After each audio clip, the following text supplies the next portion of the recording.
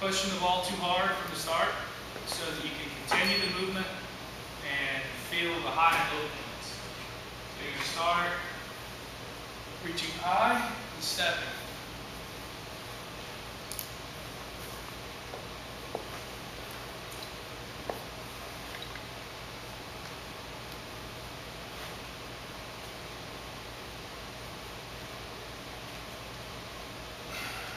Switch your grip into there if you want.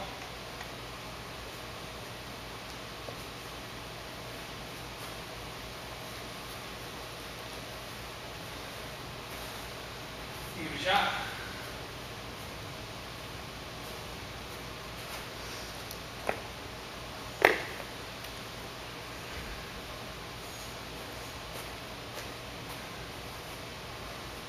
Just focus on getting it in the orbit that you want, and just continuing it while you walk.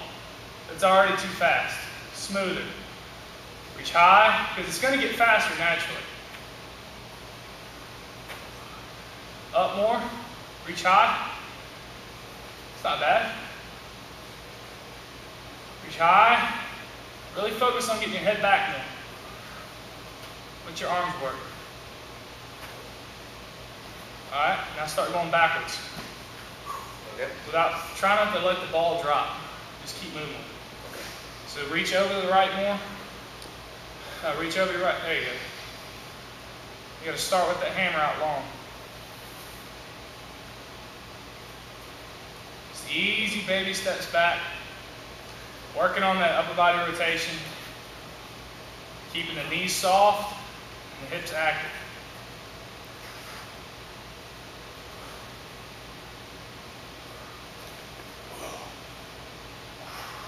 Alright, good. Now back up some, and then do something that's going to make you feel kind of goofy. You want to use your left side. So you want to put your right hand closest to the hammer, and you're going to go the opposite direction that you compete in.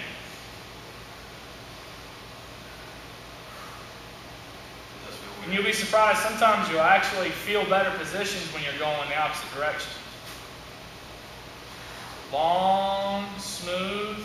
Ball high.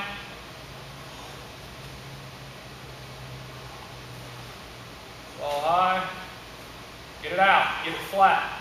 Flatten it out at the bottom and reach higher at the top.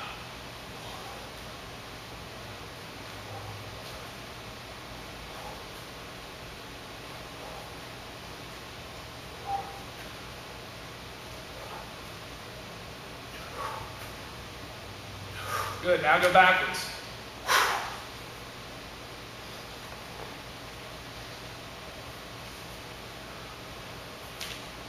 This is a 7.5 kilo mace bell.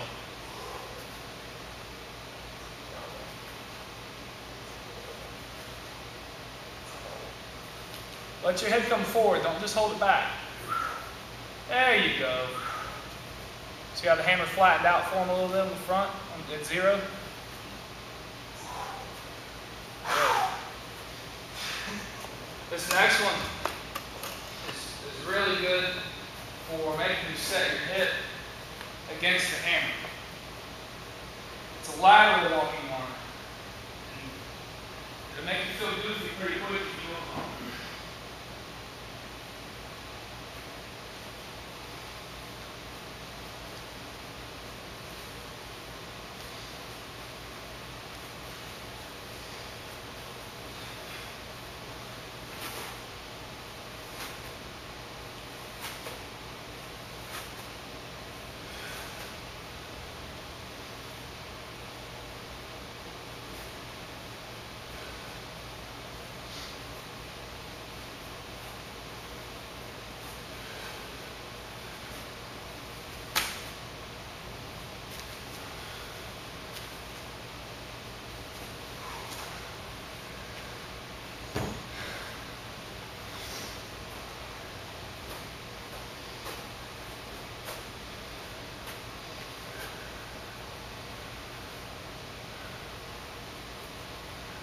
Reach hard on that right side.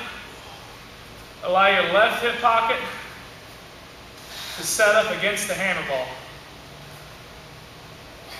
So you're rushing to the left because you know you're moving left. What you really need to be doing is be more patient on your right side and wait for that left hip to pull the hammer around for you. All right, get back in control and go the opposite direction. No, keep the hammer going the same way. Keep the hammer same direction. Yeah, this is where it gets hard. Gotcha. So this time, when the ball's on the left side, you're going to very subtly lean that right hip away from it, because this is the side where the ball should be climbing. So you don't want to pull it out of that. You want it to stay long until it hits 180.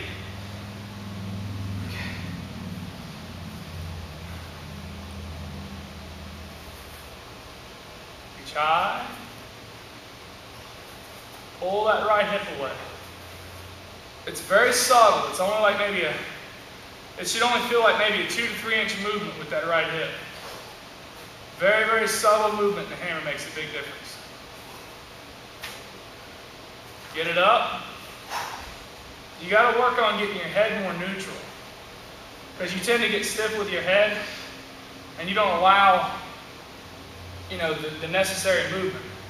It's okay if your head comes forward a little bit when the ball's at 0, and it's okay if it goes back. It's really actually important if it goes back at 180, because that's going to increase the speed that your arms can move, and it's going to increase the radius. So you're going to work in the opposite direction this time. You got to still do one more set of lateral. One more set of lateral? Yeah.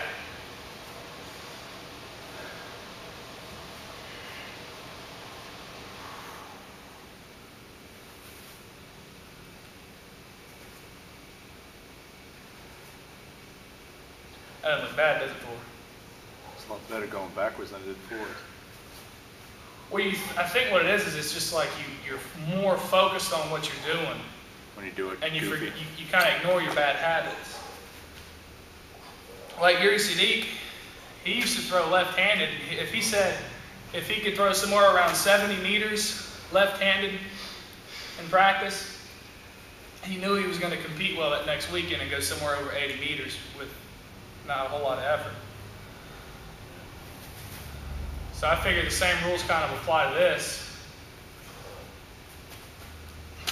If you can control it both directions equally, probably not going to have as many bad habits. See, we really got to work on getting that hammer high.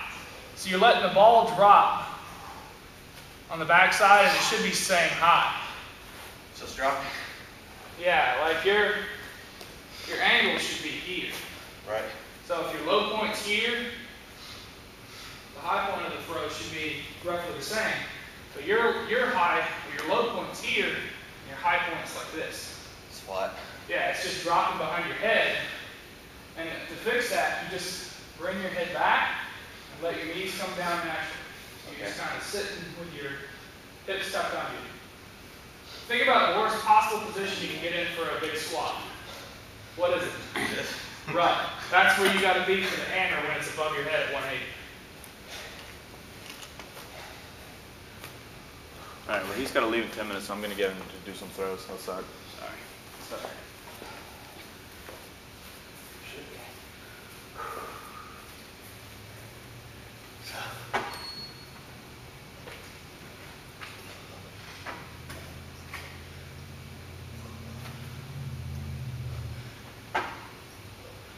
Johan, that looks pretty good, man.